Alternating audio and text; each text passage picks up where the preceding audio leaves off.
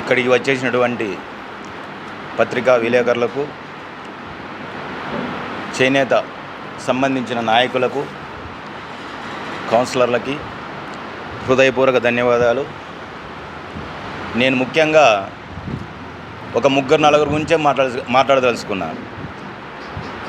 ఎందుకంటే వాళ్ళు చేనేతలకు చేసిన ద్రోహాన్ని కొన్ని మీటింగుల్లో నేను చూసినాను కాబట్టి ఈసారి కూడా అవకాశం ఇస్తామని కొన్ని మీటింగుల్లోకి పోయినాను. అది ఎక్కడంటే సెమీనారాయణ స్వామి గుడి వాళ్ళు వేదిక చేసుకుంటారు మామూలుగా. అలాగే ఒక 3 నెలల కిందట మన చేనేతలందరూ ఐక్యం కావాలా, మనము ఒక పార్టీ తరఫున టికెట్ తెచ్చుకోవాలా, టికెట్ తెచ్చుకోలేకపోతే మనం ఇండిపెండెంట్గా పోటీ చేస్తాం, ఇట్లా మీటింగులు పెట్టి చేనేతల్ని మోసం చేసినారు.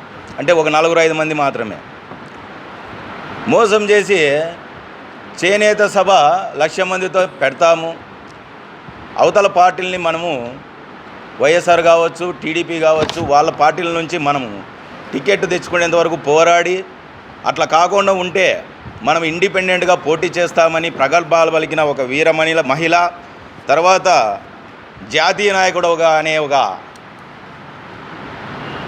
నగేష్ కావచ్చు, గిరిరాజు రవి కావచ్చు, వీళ్ళ ఎజెండా ఏమంటే అట్లా మాట్లాడితే అయిపోయే టయానికి, ఎలక్షన్ వచ్చే టయానికి అంత ఇంత పైకం వస్తుందని ఆశతో అట్లా మాట్లాడిండొచ్చు. ఇప్పుడు కూడా చేనేతలకు అందరికీ అర్థమైంది. సరే, ఈరోజు చేనేతకు సంబంధించిన వ్యక్తులు కాకుండా వేరే వాళ్ళ వ్యక్తుల కోసం మీరు పోయి ఏమి సాధించాలని పోయినారో నాకు అర్థం కావడంలే. ఇండిపెండెంట్గా అయినా సరే పోటీ చేస్తామనే వ్యక్తులు ఈరోజు అదే పార్టీ తరపున, కాంగ్రెస్ పార్టీ తరపున రంగన సత్యనారాయణ ఒక టికెట్ తెచ్చుకున్నాడు. మళ్ళీ మీరు ఈ చేనేతలకు మోసం చేయకపోతే ఇతని దగ్గరికి వచ్చి పని చేయొచ్చు కదా. ఎవరిని మోసం చేయాలని మీరు అందుకే చెప్తాను, ఇంక ఇప్పటి నుంచి మీరు మీటింగులు పెట్టేయండి, మానేయండి దయచేసి. ఇంకా మీరు మోసాలు చేసే పని మీరు పెట్టుకోవద్దండి. రంగన సత్యనారాయణ కాంగ్రెస్ పార్టీ తరపున, అది కూడా నేషనల్ పార్టీకి సంబంధించిన పార్టీనే కదా, మీరు ఎందుకు చేయలేకపోతున్నారు? ఏం మీకు డబ్బులు వచ్చినాయి దీళ్ళల్లో? ఎంత ముట్టింది?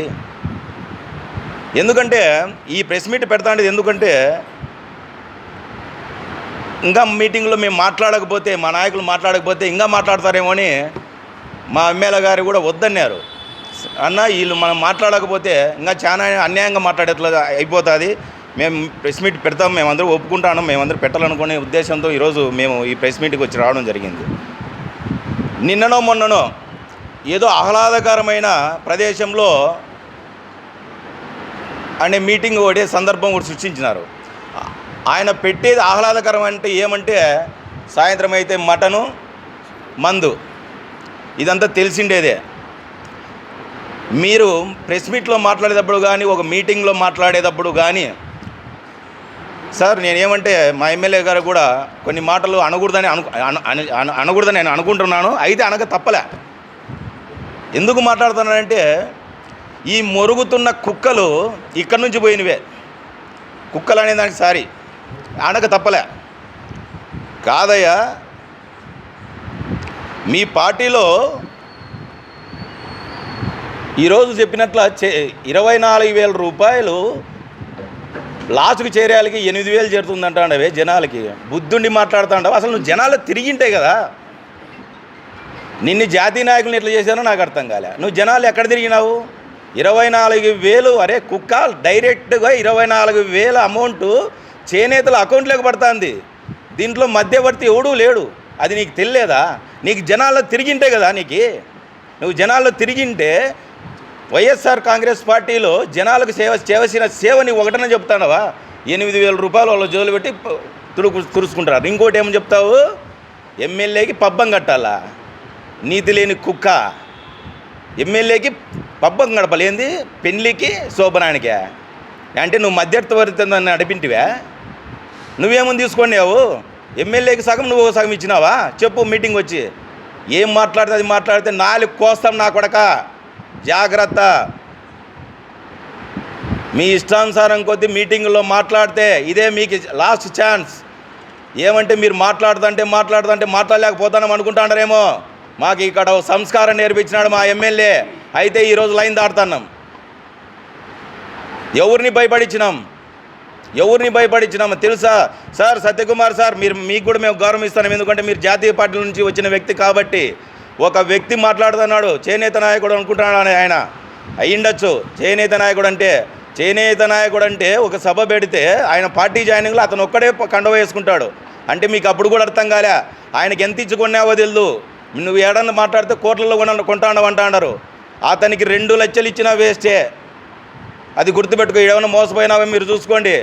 ఆ నాయకుడు ఎవరో తెలుసా మీకు? గిరిరాజ్ నగేష్. అతనికి 2 లక్షలు ఇచ్చినా కూడా వేస్టే. ఫస్ట్ నాయన నువ్వు మాట్లాడేటప్పుడు నీకుండే నేను ఎందుకంటే వ్యక్తిగతంగా మాట్లాడకూడదు. ఎందుకంటే మా ఎమ్మెల్యే గారిని మాట్లాడినావు. ఎందుకు మాట్లాడినావు? నువ్వు క్షమాపణ చెప్పాలి. ఏం మాట్లాడతావు నువ్వు? శోభనానికి ఏం కుక్క ఏం మాట్లాడుతున్నావు నీకు తెలియదా? మీటింగుల్లో వ్యక్తిగతంగా మాట్లాడకూడదంటే మాట్లాడతావా? చెప్పు, ఎక్కడ తీసుకున్నావు? నువ్వేమన్నా మధ్యవర్తిత్వం నడిపినావా? విశ్వాసం లేని మనిషి. ఇదే ఉక్కిసల గోవింద్ ఇంట్లో కనీసం 2 నెలలు కూడా కాలే ఆత్మీయ సమావేశం పెట్టినప్పుడు ఎమ్మెల్యేని పొగిడితివే. ఇవన్నీ రికార్డులు లేవనుకుంటాను రామి నువ్వు. ఒక 2 నెలల కిందట అంత బిర్యానీ నచ్చలేదా నీకు? ఏమి నచ్చలే? ఒక 2 నెలల వ్యవధుడు కాలేదే.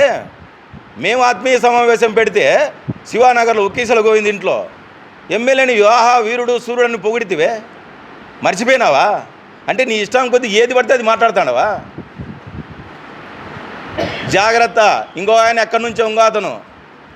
నీ జీవితం ఎక్కడి నుంచి స్టార్ట్ అయింది? అందరి జీవితాలు అక్కడి నుంచి స్టార్ట్ అవుతాయి. అది గుర్తుపెట్టుకో. ఒక అట్టలు కొట్టుకుండే వ్యక్తి నీవు ఈరోజు దేవుడి దయ వల్ల బాగా అయినావు. జనాల దగ్గర గౌరవం తెప్పించుకో. ఒక వార్డు సభ్యునిగా మీరు గెలవలేరు. మీరు పోయిన వాళ్ళు ఫస్ట్ వార్డు సభ్యునిగా గెలిచి మీరు ఎంపీలు అవుతారో ఎమ్మెల్యేలు అవుతారో అది గుర్తుపెట్టుకోండి. వార్డులో నీ ఇంటి పక్కన మాట్లాడే వ్యక్తులు ఎవరు లేరు నీ దగ్గర. నువ్వు మాట్లాడతావు. ఎవరిని బెదిరి